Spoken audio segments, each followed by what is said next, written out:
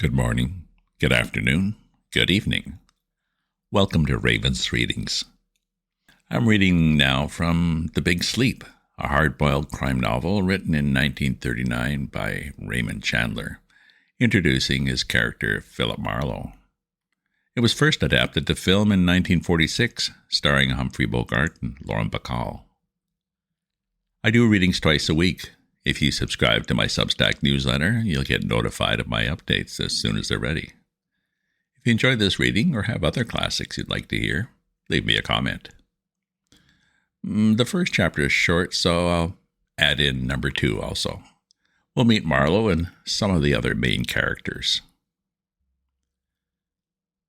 The Big Sleep by Raymond Chandler.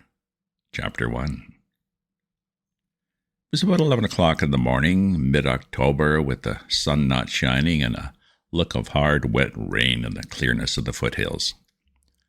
I was wearing my powder blue suit with a dark blue shirt, tie, and display handkerchief, black brogues, black wool socks with dark blue clocks on them. I was neat, clean, shaved, and sober, and I didn't care who knew it. I was everything the well-dressed private detective ought to be. I was calling on $4 million. The main hallway of the Sternwood place was 2 stories high. Over the entrance doors, which would have let in a troop of Indian elephants, there was a broad stained glass panel showing a knight in dark armor rescuing a lady who was tied to a tree and didn't have any clothes on, but some very long and convenient hair. The knight had pushed the visor of his helmet back to be sociable, and he was fiddling with the knots in the ropes that tied the lady to the tree and not getting anywhere. I stood there and thought that if I lived in the house, I would sooner or later have to climb up there and help him. He didn't seem to be really trying. There were French doors at the back of the hall, beyond them a wide sweep of emerald grass to a white garage, in front of which a slim, dark young chauffeur in shiny black leggings was dusting a maroon Packard convertible. Beyond the garage were some decorative trees trimmed as carefully as poodle dogs. Beyond them, a large greenhouse with a domed roof. Then more trees, and beyond everything, the solid, uneven, comfortable line of the foothills. On the east side of the hall, a free staircase, tile-paved, rose to a gallery with a wrought iron railing and another piece of stained glass romance. Large, hard chairs with rounded red plush seats were backed into the vacant spaces of the wall roundabout. They didn't look as if anybody had ever sat in them. In the middle of the west wall, there was a big empty fireplace with a brass screen and 4 hinged panels, and over the fireplace a marble mantel with cupids at the corners. Above the mantel there was a large oil portrait, and above the portrait 2 bullet-torn and more moth-eaten Calvary pennants crossed in a glass frame. The portrait was a stiffly posed job of an officer in full regimentals of about the time of the Mexican War. The officer had a neat black imperial, black mustachios, hot, hard, cold black eyes, and the general look of a man who would pay to get along with. I thought this might be General Sternwood's grandfather. It could hardly be the general himself, even though I had heard he was pretty far gone in years to have a couple of daughters still in the dangerous 20s. I was still staring at the hot black eyes when a door opened far back under the stairs. Wasn't the butler coming back? It was a girl. She was 20 years small and delicately put together, but she looked durable. She wore pale blue slacks, and they looked well on her. She walked as if she were floating. Her hair was a fine, tawny wave, cut much shorter than the current fashion of pageboy tresses, curled in at the bottom. Her eyes were slate gray and had almost no expression when they looked at me. She came over near me and smiled with her mouth, and she had sharp little predatory teeth, as white as fresh orange pith and as shiny as porcelain. They glistened between her thin, too-taut lips. Her face lacked color and didn't look too healthy. "Tall, aren't you?" she said. I didn't mean to be. Her eyes rounded. She was puzzled. She was thinking. Her eyes rounded. She was puzzled. She was thinking. I could see, even on that short acquaintance, that thinking was always going to be a bother to her. "Handsome, too," she said, "and I bet you know it." I grunted. "What's your name?" "Riley," I said. "Doghouse Riley." That's a funny name. She bit her lip and turned her head a little and looked at me along her eyes. Then she lowered her lashes until they almost cuddled her cheeks and slowly raised them again like a theater curtain. I was to get to know that trick. That was supposed to make me roll over on my back with all four paws in the air. "Are you a prize fighter?" she asked, when I didn't. Not exactly. I'm a sleuth." She tossed her head angrily, and the rich color of it glistened in the rather dim light of the big hall. "You're making fun of me." "Uh-huh." "What?" "Get on with you," I said. "You heard me." "Oh, you didn't say anything. You're just a big tease." She put a thumb up and bit it. It was a curiously shaped thumb, thin and narrow like an extra finger with no curve at the first joint. She bit it and sucked it slowly, turning it round in her mouth like a baby with a comforter. "You're awfully tall," she said. Then she giggled with secret merriment. Then she turned her body slowly and lithely without lifting her feet. Her hands dropped limp at her sides. She tilted herself towards me on her toes. She fell straight back into my arms. I had to catch her. I let her crack her head on the tessellated floor. I caught her under her arms, and she went rubber-legged on me instantly. I had to hold her close to hold her up. When her head was against my chest, she scooted it around and giggled at me. "You're cute," she giggled. "I'm cute, too." I didn't say anything. So the butler chose that convenient moment to come back through the French doors and see me holding her. It didn't seem to bother him. He was a tall, thin, silver man, 60 or close to it, or a little past it. He had blue eyes as remote as eyes could be. His skin was smooth and bright, and he moved like a man with very sound muscles. He walked slowly across the floor towards us, and the girl jerked away from me. She flashed across the room to the foot of the stairs and went up them like a deer. She was gone before I could draw a long breath and let it out. The butler said tonelessly, "The general will see you now, Mr. Marlow." I pushed my lower jaw up off my chest and nodded at him. "Who is that?" "Miss Carmen Sternwood, sir." "You ought to wean her," I said. "She looks old enough." He looked at me with grave politeness and repeated what he had said. We went out at the French doors and along a smooth red flag path that skirted the far side of the lawn from the garage. The boyish-looking chauffeur had a big black and chromium sedan out now and was dusting that. The path took us along to the side of the greenhouse, and the butler opened a door for me and stood aside. It opened into a sort of vestibule, but as warm as a slow oven. He came in after me, shut the outer door, opened an inner door, and we went through that. Then it was really hot. The air was thick, wet, steamy, and larded with the cloying smell of tropical orchids in bloom. The glass walls and roof were heavily misted, and big drops of moisture splashed down on the plants. The light had an unreal greenish color, like light filtered through an aquarium tank.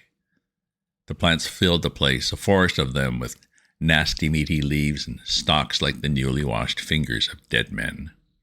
They smelled as overpowering as boiling alcohol under a blanket. The butler did his best to get me through without being smacked in the face by the sodden leaves, and after a while we came to a clearing in the middle of the jungle, under the domed roof.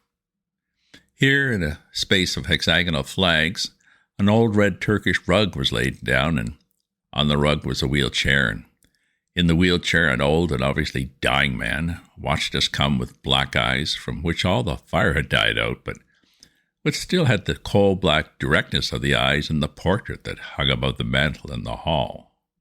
The rest of his face was a leaden mask with the bloodless lips and the sharp nose and the sunken temples and the outward-turning earlobes of approaching dissolution. His long, narrow body was wrapped, in that heat, in a traveling rug and a faded red bathrobe. His thin claw-like hands were folded loosely on the rug, purple-nailed.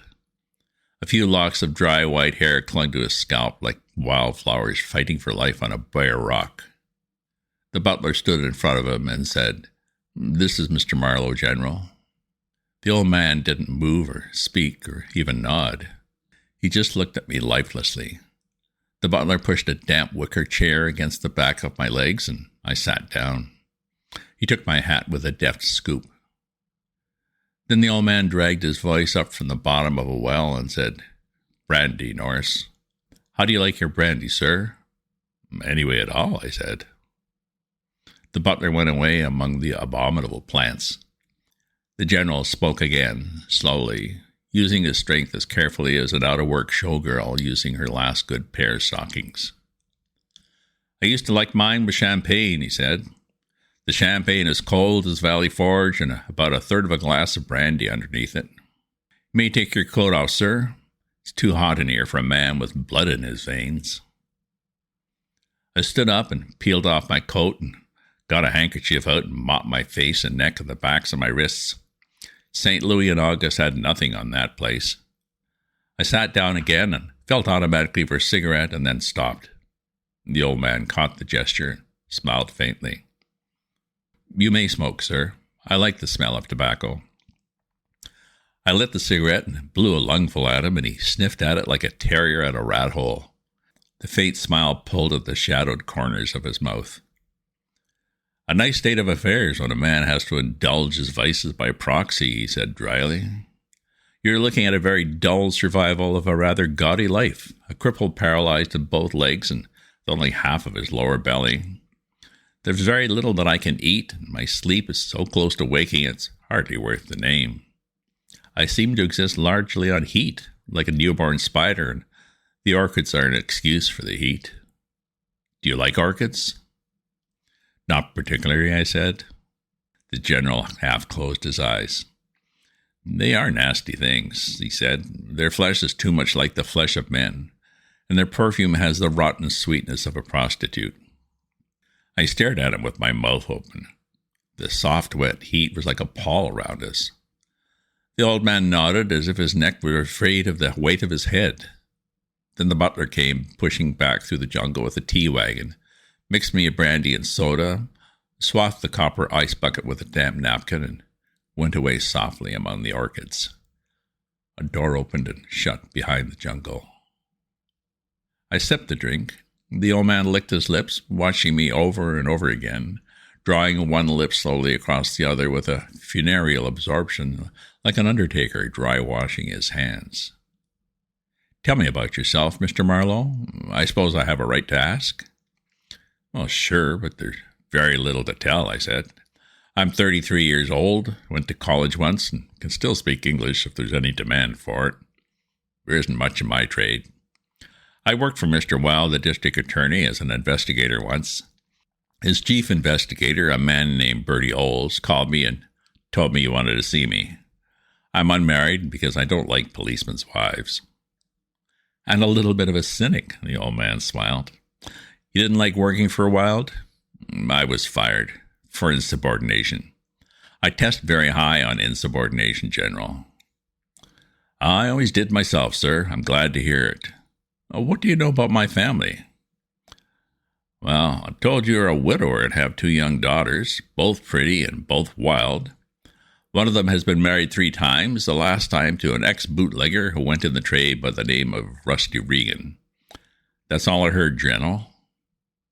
"Did any of it strike you as peculiar?" "The Rusty Regan part, maybe, but I always got along well with bootleggers myself." He smiled his faint, economical smile. "It seems I do, too. I'm very fond of Rusty. A big curly-haired Irishman from Clonmel with sad eyes and a smile as wide as Wilshire Boulevard. The first time I saw him, I thought he might be what you are probably thinking he was, an adventurer who happened to get himself wrapped up in some velvet." "You must have liked him," I said. "You learned to talk the language." He put his thin, bloodless hands under the edge of the rug. I put my cigarette stub out and finished my drink. "He was a breath of life to me," he said, while it lasted. He spent hours with me, sweating like a pig, drinking brandy by the quart and telling me stories of the Irish Revolution. He'd been an officer in the IRA. He wasn't even legally in the United States. It was a ridiculous marriage, of course, and it probably didn't last a month as a marriage. "I'm telling you the family secrets, Mr. Marlow." "They're still secrets," I said. "What happened to him?" The old man looked at me woodenly. He went away a month ago. Abruptly, without a word to anyone, without saying goodbye to me. That hurt a little, but he had been raised in a rough school. I'll hear from him one of these days. Meanwhile, I'm being blackmailed again. Again? He brought his hands from under the rug with a brown envelope in them. I should have been very sorry for anybody who tried to blackmail me when Rusty was around. A few months before he came, that is to say about 9 or 10 months ago, I paid a man named Joe Brody $5,000 to let my younger daughter Carmen alone. Ah, I said. He moved his thin white eyebrows. That means what? Nothing, I said. He went on staring at me, half frowning. Then he said, take this envelope and examine it, and help yourself to the brandy. I took the envelope off his knees and sat down with it again. I wiped off the palms of my hands and turned it around. It was addressed to General Guy Sternwood, 3765 Alta Brea Crescent, West Hollywood, California. The address was in ink in the slanted printing engineers use. The envelope was slit. I opened it up and took out a brown card and 3 slips of very stiff paper. The card was of thin brown linen printed in gold. Mr. Arthur Gwynn Geiger. No address. Very small in the lower left-hand corner, rare books and deluxe editions. I turned the card over. More of the slanted printing on the back. Dear Sir, in spite of the legal uncollectability of the enclosed, which frankly represent gambling debts, I assume you might wish them honored. Respectfully, A. G. Geiger. I looked at the slips of stiffish white paper. They were promissory notes filled out in ink, dated on several dates early in the month before, September. They said, on demand, I promise to pay Arthur Gwynn Geiger or order the sum of $1,000 without interest. Value received, Carmen Sternwood. The written part was a sprawling, moronic handwriting with a lot of fat curlicues and circles with her dots. I mixed myself another drink and sipped it and put the exhibit aside. Your conclusions? The general asked. I haven't any yet. Who is this Arthur Gwynn Geiger? I haven't the faintest idea, he said. What does Carmen say? I haven't asked her. I don't intend to. If I did, she would suck her thumb and look coy. I met her in the hall, I said. She did that to me. Then she tried to sit in my lap. Nothing changed at his expression. His clasped hands rested peacefully on the edge of the rug, and the heat, which made me feel like a New England boiled dinner, didn't seem to make him even warm. Do I have to be polite, I asked, or can I just be natural? I haven't noticed that you suffer from many inhibitions, Mr. Marlow. Do your 2 girls run around together?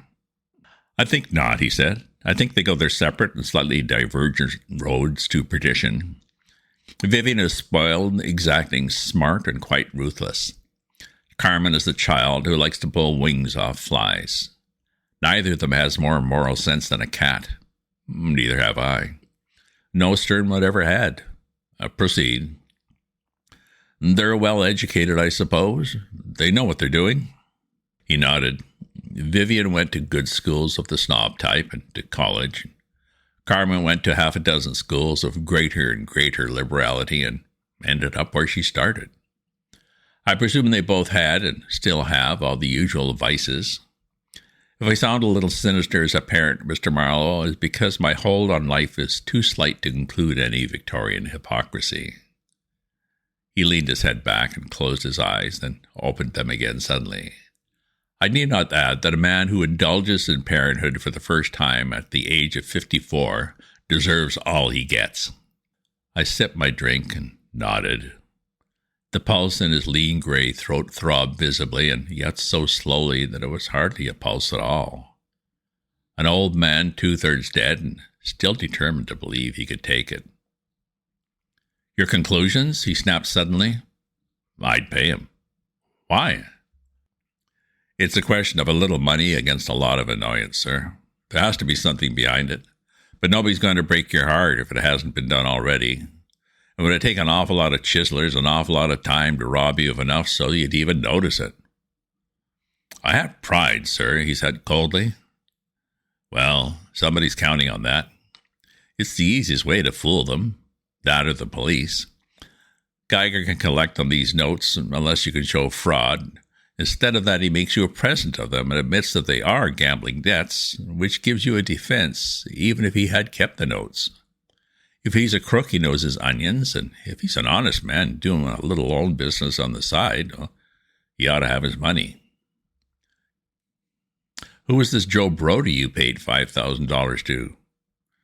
Oh, some kind of gambler. I hardly recall. Norris would know, my butler. Your daughters have money on their own right, General? Vivian has, but not a great deal. Carmen is still a minor under her mother's will. I give them both generous allowances. I can take this Geiger off your back, General, if that's what you want. Whoever he is and whatever he has. It may cost you a little money, beside what you pay me. And of course, it won't get you anything. Sugaring them never does. You're already listed on their book of nice names. I see. He shrugged his wide, sharp shoulders in the faded red bathrobe. A moment ago you said pay him. Now you say it won't get me anything. I mean, it might be cheaper and easier to stand for a certain amount of squeeze, that's all. I'm afraid I'm a rather impatient man, Mr. Marlow. What are your charges? I get $25 a day and expenses, when I'm lucky. I see. That seems reasonable enough for removing morbid growths from people's backs. Quite a delicate operation. You realize that, I hope. You'll make your operation as little of a shock to the patient as possible. There might be several of them, Mr. Marlow. I finished my second drink and wiped my lips and my face. The heat didn't get any less hot with the brandy in me. The General blinked at me and plucked at the edge of his rug.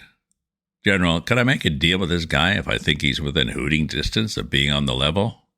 Oh, yes, the matter's now in your hands. I never do things by halves. I'll take him out, I said. He'll think a bridge fell on him. I'm sure you will. And now I must excuse myself. I am tired. He reached out and touched the bell on the arm of his chair. The cord was plugged into a black cable that wound along the side of the dark green boxes in which the orchids grew and festered. He closed his eyes, opened them again in a brief bright stare, and settled back among his cushions. The lids dropped again, and he didn't pay any more attention to me. I stood up and lifted my coat off the back of the damp wicker chair and went off with it among the orchids, opened the doors, and stood outside in the brisk October air, getting myself some oxygen. The chauffeur over by the garage had gone away. The butler came along the red path with smooth, light steps, and his back as straight as an ironing board. I shrugged into my coat, watched him come. He stopped about 2 feet from me and said gravely, Mrs. Regan would like to see you before you leave, sir. And in the matter of money, the General has instructed me to give you a check for whatever seems desirable. Instructed you how? He looked puzzled, and then he smiled. I see, sir. You are, of course, a detective. By the way, he rang his bell. You write his checks? I have that privilege. Oh, that ought to save you from a pauper's grave. No money now, thanks. What does Mrs. Regan want to say me about? His blue eyes gave me a smooth, level look. She has a misconception of the purpose of your visit, sir. Who told her anything about my visit? Her windows command the greenhouse, sir. She saw us go in. I was obliged to tell her who you were. I don't like that, I said. His blue eyes frosted. Are you attempting to tell me my duties, sir? No, but I'm having a lot of fun trying to guess what they are. We stared at each other for a moment. He gave me a blue glare and turned away. End of chapter. Seems a simple enough job. Just track down and deal with the blackmailer. Carmen will likely get into more trouble, so maybe the old man will end up with Marlow and a permanent retainer. Next chapter, we'll meet another sister. Hopefully she's not as spacey as Carmen. If you subscribe to my newsletter, you'll get notified of my updates as soon as they're ready. If you enjoy this reading or have other classics you'd like to hear, leave me a comment. Check out my other posts on my Substack at ravensview.substack.com, and remember to share this with your friends. Ta-ta for now.